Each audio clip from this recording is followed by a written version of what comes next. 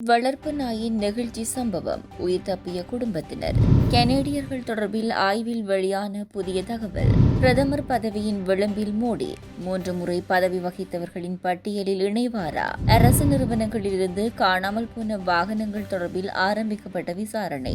வெள்ளத்தில் பாதிக்கப்பட்ட மக்களுக்கு உணவு இல்லை, கடும் நெருக்கடியில் கிராம உத்தியோகத்தர்கள். பல்வேறு நோய்கள் பரவும் அபாயம், இலங்கை மக்களுக்கு விடுக்கப்பட்டுள்ள எச்சரிக்கை. இலங்கையில் விடுதலை புலிகள் உள்ளிட்ட 15 அமைப்புகளின் சொத்துக்கள் முடக்கம். ஜனாதிபதி ரணில் பிறப்பித்துள்ள அதிரடி உத்தரவு.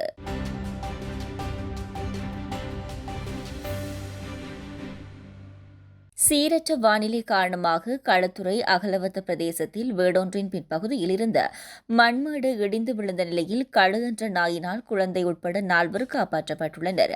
நேற்று நிலவிய சீரற்ற வானிலையின் போது அகலவத்த பெல்லன பிரதேசத்தில் வசிக்கும் விதானலகிய சோமசிறி என்பவரின் குடும்பத்தினரே இந்த அனர்த்தத்திற்கு முகம் கொடுத்துள்ளனர். வழக்கத்தினை விட அதிக சத்தத்துடன் கருப்பு நாய் ஒன்று வீட்டின் பின்புறம் குறைத்துக் கொண்டிருந்த நிலையில் குடும்பத் தலைவர் வீட்டின் கதவை திறந்து கொண்டு வீட்டின் பின்புறம் சென்று பார்வையிட்டுள்ளார். இதன்போது நாய் தன்னிடம் ஏதோ சொல்வதனை உணர்ந்த நிலையில் பக்கவாதத்தால் பாதிக்கப்பட்ட தாய், தந்தை, மனைவி, குழந்தையை அழைத்துக் கொண்டு வீட்டிலிருந்து வெளியேறியுள்ளார். இவ்வாறு வீட்டிலிருந்து வெளியே சென்ற சிறிது நேரத்திலேயே வீட்டின் பின்புறம் இருந்த மலை முழுவதுமாக இடிந்து வீட்டின் மீது விழுந்துள்ளது. இந்நிலையில் தனது வீட்டின் வளர்ப்பு நாயான கழுவினால் தங்களது உயிர் காப்பாற்றப்பட்டுள்ளதாகவும் உரிமையாளர் கண்ணீருடன் நெகிழ்ச்சியை வெளிப்படுத்தியுள்ளார். அண்மையில் நடத்தப்பட்ட ஆய்வொன்றில் கனேடியர்கள் வங்கிக் கிளைகளுக்கு செல்ல அதிகம் விரும்புவதில்லை என தெரியவந்துள்ளது. இந்த ஆய்வானது KPMG என்ற கணக்காய்வு நிறுவனத்தினால் மேற்கொள்ளப்பட்டுள்ளது.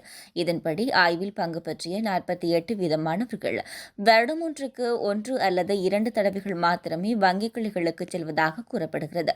இதேவேளை இணைய வழியில் கொடுக்கல் வாங்கல் நடவடிக்கைகளை மேற்கொண்டாலும் வங்கிக் கிளைகள் இயங்க வேண்டும் என 86 வீதமானவர்கள் தெரிவித்துள்ளனர். இந்த நிலையில் கிராமிய பகுதிகளில் உள்ள கிளைகளை தொடர்ந்தும் நடத்துவதற்கு வங்கிகளுக்கு பரிந்துரை செய்யப்பட்டுள்ளது. அத்துடன் பணத்தை வைப்பிலிடுதல் மற்றும் பெற்றுக்கொள்ளல் போன்ற தேவைகளுக்காகவே வங்கிக் கிளைகளை மக்கள் பயன்படுத்துவதாகவும் கூறப்படுகிறது. 3 முறை பிரதமராக நாட்டை ஆண்டவர்கள் பட்டியலில் மோடி இணைந்துள்ளார். இவருக்கு முன்பாக முன்னாள் பிரதமர்களான ஜவஹர்லால் நேரு 3 முறையும், இந்திரா காந்தி 3 முறையும், அடல் பிஹாரி வாஜ்பாய் 3 முறையும் பிரதமர்களாக பதவி வகித்துள்ளனர். இதில் நேரு, இந்திரா காந்தி ஆகியோர் பதவி காலத்தின் போதே மரணமடைந்தனர். வாஜ்பாயின் 2வது பிரதமர் ஆட்சி கலைக்கப்பட்டது. நேரு 16 வருடங்களும், இந்திரா காந்தி ஆகியோர் 15 வருடங்களை நிறைவு செய்துள்ள அடுத்த இடத்தில் இருக்கிறார் மோடி. கூட்டணி ஆட்சியாக அமையவுள்ள தற்போதைய ஆட்சியை மோடி எவ்வாறு கையாளுவார் என்ற எதிர்பார்ப்பு எழுந்துள்ளமை குறிப்பிடத்தக்கது. காணாமல் போன அரசுக்கு சொந்தமான வாகனங்கள் மற்றும் வாகனங்களை அடையாளம் காண்பதற்காக மோட்டார் போக்குவரத்து திணைக்களம் விசாரணைகளை ஆரம்பித்துள்ளதாக மோட்டார் போக்குவரத்து ஆணையாளர் நாயகம் நிஷாந்த வீரசிங்க தெரிவித்துள்ளார். கடந்த சில வருடங்களில் சில பொது நிறுவனங்களிலிருந்து காணாமல் போனதாக கூறப்படும் மற்றும் கோடிக்கணக்கான ரூபாய் மதிப்புள்ள 5000க்கும் அதிகமான அரசுக்கு சொந்தமான வாகனங்களை கண்டுபிடிப்பதன் அவசியத்தை தேசிய கணக்காய்வு அலுவலகம் அண்மையில் வலியுறுத்தியுள்ளது. தொலைந்து போன வாகனங்களின் இருப்பிடங்கள் மற்றும் அவற்றின் தவறான இடம் தொடர்பான ஏதேனும் முறைகேடுகள் குறித்து முழுமையான விசாரணையை சம்பந்தப்பட்ட அதிகாரிகள் மேற்கொள்ள வேண்டும் என்று கணக்காய்வு அலுவலகம் அறிவுறுத்தியுள்ளது.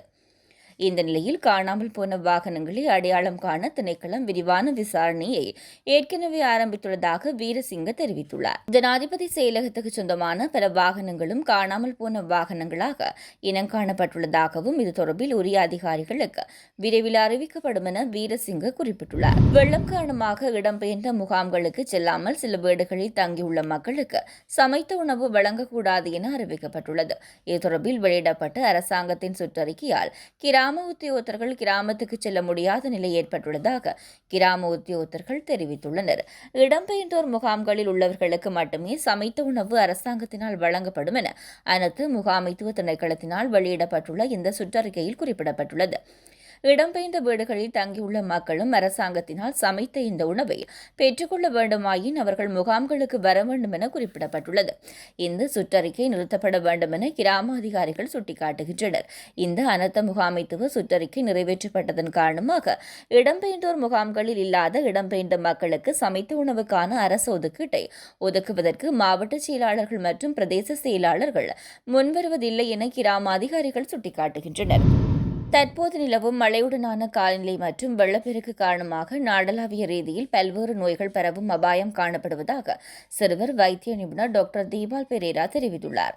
வயிற்றுப்போக்கு மற்றும் காய்ச்சல் போன்ற நோய்கள் பரவும் அபாயம் அதிகரித்துள்ளதாகவும் விசேட வைத்திய நிபுணர் குறிப்பிட்டுள்ளார். இந்த வைரஸ் காய்ச்சலின் அறிகுறிகளாக வாந்தி, அஜீரணம், காய்ச்சலுடன் கூடிய வயிற்றுவலி போன்ற நோய் அறிகுறிகள் காணப்படும் என்று கூறியுள்ளார்.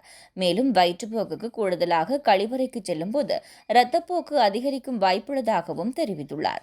வயிற்றுப்போக்கு மற்றும் காய்ச்சல் ஆகியவை பொதுவான நோய்களாகும். குறிப்பாக வயிற்றுப்போக்கு அழுக்கு நீர் மற்றும் அழுக்கு உணவுகளால் பரவுகிறது. இவை இன்ஃபுளுவென்சா பரவலாக அமையலாம். எனவே ஒரு குடும்பத்தில் இருமல், சளி அல்லது காய்ச்சல் பரவினால் வைரஸ் காய்ச்சலாகவும் இருக்கலாம். இது தவிர இந்த குளிர்காலத்தால் சிறுவர் துஷ்பிரயோகம் அதிகரிக்க வாய்ப்புள்ளது. குழந்தைகளுக்கு இருமல், சளி அல்லது சுவாசிப்பதில் சிரமம் இருந்தால் வைத்திய ஆலோசனைகளை பெறுமாறும் அறிவுறுத்தப்பட்டுள்ளது. தமிழீழ விடுதலை புலிகள் அமைப்பு, தமிழர் புனர்வாழ்வு கழகம் உள்ளிட்ட 15 அமைப்புகளின் நிதிகள் மற்றும் சொத்துக்களை முடக்குவதாக இலங்கை அரசாங்கம் அறிவித்துள்ளது. இது தொடர்பில் விசேட வர்த்தமானி அறிவித்தல் வெளியாகியுள்ளது. பாதுகாப்பு அமைச்சின் செயலாளர் கமால் குணரட்ன இந்த வர்த்தமானி அறிவித்தலை வெளியிட்டுள்ளார். 15 அமைப்புகள், அந்த அமைப்புகளுடன் தொடர்புடைய 210 பேரின் சொத்துக்கள், நிதிகள், பொருளாதார வளங்கள் ஆகியவை இவ்வாறு செயலிழக்க செய்யப்படுவதாக அறிவிப்பு வெளியாகியுள்ளது. தமிழீழ விடுதலை புலிகள் அமைப்பு, தமிழர் புனர்வாழ்வு கழகம், தேசிய தவ்ஹீத் ஜாமத் உட்பட பல அமைப்புகளின் நிதிகளும் சொத்துக்களும் முடக்கப்பட்டுள்ளதாக வர்த்தமானியில் தெரிவிக்கப்பட்டுள்ளது. பயங்கரவாத நடவடிக்கைகளில் ஈடுபட்டதாகவும் பயங்கரவாதிகளுக்கு நிதியுதவி செய்வதாகவும் குற்றம் சாட்டப்பட்ட 113 பேரின் பணத்தையும் சொத்துக்களையும் முடக்குவதாக குறிப்பிடப்படுகின்றது. சீரற்ற காலநிலையால் ஏற்பட்ட வெள்ளத்தினால் சேதமடைந்த வீதிகளை உடனடியாக புனரமைப்பதற்கு சுமார் 3 பில்லியன் ரூபாவை ஒதுக்க தீர்மானிக்கப்பட்டுள்ளது. ஜனாதிபதி ரணில் விக்ரமசிங்கவின் உத்தரவுக்கு அமைய இந்த நடவடிக்கை எடுக்கப்பட்டுள்ளதாக கிராமிய வீதி அபிவிருத்தி அமைச்சு தெரிவித்துள்ளது. கிராமிய பொருளாதாரத்தை மேம்படுத்துவதற்காக ஜனாதிபதி தலைமையிலான அரசாங்கம் 12 பில்லியன் ரூபாவை ஒதுக்கீடு செய்துள்ளதாக ராஜாங்க அமைச்சர் சிவனேசதுரை சந்திரகாந்தன் தெரிவித்துள்ளார். அந்த ஏற்பாடுகளுடன் கிராமப்புற வீதிகள் மற்றும் பாலங்கள் அமைப்பதற்கான வேலை திட்டம் ஆரம்பிக்கப்பட்டுள்ளதாகவும் இதுவரையில் சுமார் 65% பணிகள் நிறைவடைந்துள்ளதாகவும் ராஜாங்க அமைச்சர் மேலும் தெரிவித்தார். ஜனாதிபதி ஊடக மையத்தில் இடம்பெற்ற ஊடகவியலாளர் சந்திப்பில் கலந்து கொண்ட ராஜாங்க அமைச்சர் சிவனேசதுரை சந்திரகாந்தன் இதனை தெரிவித்தார்.